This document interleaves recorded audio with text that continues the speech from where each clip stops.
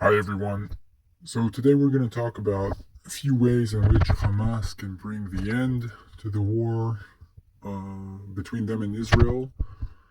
And this is what I propose. Basically, the first thing Hamas should do is give back their hostages if they want to cease the war and try to regain any kind of humane point of view, which they do not have, because obviously they are too brutal, too masochistic, and sadistic, too psychotic, and too evil. So they obviously won't do that. But if they would like to somehow try to reestablish themselves, I think that's the first thing they should do is release the hostages. Another option for Hamas to get out of the kind of situation they put themselves in is to come out of their tunnels and let go of the Palestinian civilians that are in Gaza and fight the Israeli army with their own arms on the terms of the battlefield against another army. That's what armies are supposed to do. That is how armies function. That is how men fight. The thing is, Hamas are cowards.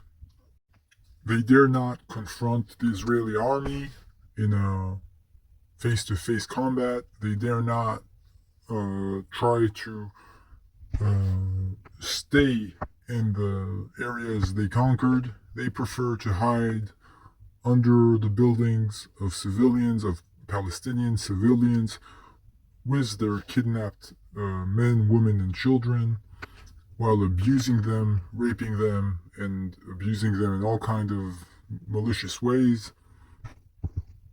All that while using the pretext of freeing Palestine. Palestine has nothing to do with this situation. Hamas is like ISIS and other Al Qaeda and the Islamic Jihad or Boko Haram. It is just exactly like any other fundamentalist, extremist Islamic group that is its goal is to conquer the world and that the entire world will become an Islamic caliphate. This is something that is very unclear to the West and that many people might not understand. But in any case, if we come back to our point, how Hamas can end this war.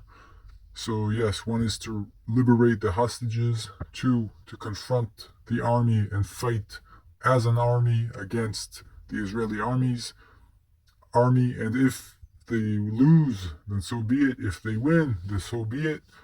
But they are not men enough, or even humane enough to try to take on themselves that kind of endeavor because they know they will lose. The third thing that Hamas can do in order to end the misery of the Palestinians is also to surrender their weapons, their arms, to come and admit their error and their behavior, their savage behavior, the fact that they have brutally murdered civilians with their hands, with knives, tortured them, raped them, and abused them in all kinds of manners that are beneath animalistic. They shot them dead at zero distance with the guns. So, yes, my friends, we found the solution for peace in the Middle East, what Hamas should do in order to bring back peace to Palestine, as so many people seem to say that peace for Palestine and that the poor Palestinians want to have peace. Well, if they truly want peace, then there is a price to pay. The price to pay is to pay for the errors that their leaders have made. Their leaders are Hamas in Gaza, and So the Hamas needs to pay. The way they can pay is by liberating hostages, as I said. So that's the first thing they're going to have to do. The second thing is to decide whether they continue to fight against an army as an army, or third is to surrender and bear the consequences on themselves as an organization, and to risk the chance that they will not be able to return to Gaza or to Palestine and to rule that territory, since they have made such a fatal error. That's it. I hope that everyone will have peace amongst them. Salam alaikum, shalom aleichem, and that may everyone be in harmony and happiness.